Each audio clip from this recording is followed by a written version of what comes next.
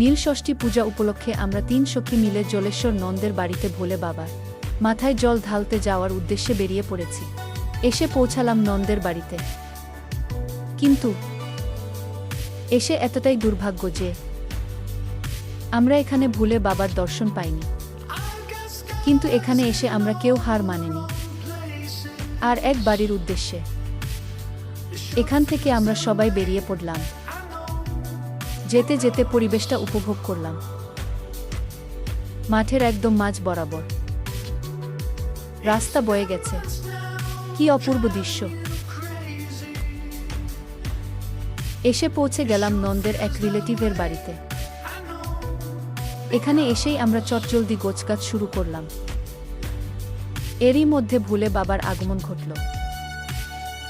বাবার আগমনের পর পরিবেশটা একদম অন্যরকম হয়ে গেল।